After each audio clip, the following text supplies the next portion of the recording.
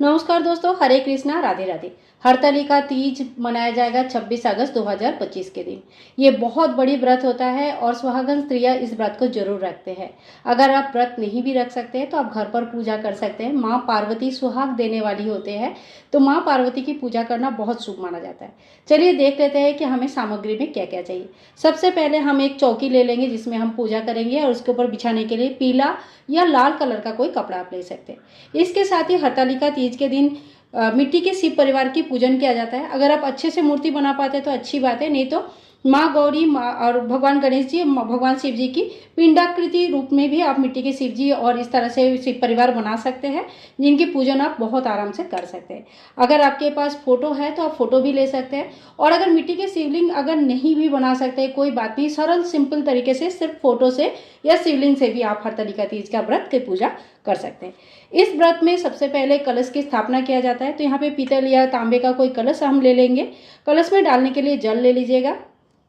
कलश में आम या अशोक के पत्ते रखा जाता है, तो 5 या 7 आम या अशोक के पत्ते, एक पूर्ण पात्र जो चावल से भरा होगा, और दीप कलश की स्थापना होता है इसीलिए एक दिया ले लीजिए। दिया आप तेल का या चाहे तो घी का ले सकते हैं। इसके साथ ही कलश में डालने के लिए एक हल्दी के गांठ, एक सुपारी, 2 लौंग, 1 इलायची, 1 रुपये का कॉइन, ये 5 चीज़ें आपको जरूर लेनी है। इसके अलावा आप कितने भी सामान डाल सकते हैं, एक्स्ट्रा चीज़ें कर सकते हैं, जैसे फूल वगैरह डाल सकते हैं, दुर्वा घास डाल सकते हैं इत्यादि। तो ये हो गया हमारा कलश स्थापना के लिए सामग्री। इसके साथ ही हमें धूप दीप करनी है, तो आप तिल का तेल या घी का दीपक ले लीजिए, धूप ले लीजिएगा। कोई भी पूजा में धूप और दीप होना जरूरी है। अखंड दिया अगर प्रज्वलित करना चाहते हैं तो आप बड़ा दिया लीजिएगा। देखिए, अगर आपके पास कुछ भी नहीं है, केवल मात्र शिवलिंग है, तो केवल मात्र शिवलिंग से भी आप पूजा कर सकते हैं, लेकिन सारे चीज़ें लेने की जरूरत नहीं। या तो आप मिट्टी के पूरा शिव परिवार बना लीजिए, नहीं है तो शिवलिंग ले लीजिए। इसके साथ ही हरतालिका तीज की व्रत कथा का बुक आता है, पढ़ना बहुत अच्छा रहता है। अगर आप हर साल व्रत करते हो या करने के लिए संकल्प ले रहे हो तो एक बुक आप जरूर अपने साथ रखिए। अब हम देख लेते हैं पूजा का जो नॉर्मल सामग्री है वो क्या क्या है। तो चलिए पूजा सामग्री में देख लेते हैं। सबसे पहले अभिषेक करना बहुत जरूरी है, इसलिए हम गंगा जल ले लेंगे। साथ ही में दूध या पंचामृत ले लेंगे। दूध गाय का और कच्चा दूध होना चाहिए। जब हम अभिषेक करते हैं तो कच्चा दूध से ही करते हैं। इसके साथ ही तिलक करने के लिए रोली, चंदन और साथ में भस्म वगैरह ले सकते हैं। चावल ले सकते हैं, चावल बिना टूटा हुआ होना चाहिए। माता पार्वती को सिंदूर चढ़ाया जाता है, इसलिए सिंदूर ले लीजिए। साथ ही में हम इत्र ले लेंगे भगवान को चढ़ाने के लिए, और वस्त्र स्वरूप कलाबाद ले लेंगे वस्त्र स्वरूप चढ़ाने के लिए। 2 जनेऊ कम से कम हमें लेनी है। पीला जनेऊ मिल जाएगा एक, तो एक पीला जनेऊ लीजिए, नहीं मिला तो एक जनेऊ को हल्दी लगाकर पीला कर सकते हैं। गणेश जी को पीला जनेऊ चढ़ता है। इसके बाद हम देख लेते हैं कि भोग प्रसाद के लिए हमें कौन से सामग्री चाहिए। तो देखिए, 5 फल आप चढ़ा सकते हैं, 5 एक ही प्रकार का या अलग अलग फल चढ़ा सकते हैं, जिसमें चना, भिगा हुआ चना और खीरा यानी कि ककड़ी, ये दोनों बहुत इंपॉर्टेंट है। आप ये दोनों का जुगाड़ जरूर कर लीजिएगा, दोनों भगवान को भोग चढ़ाया जाता है।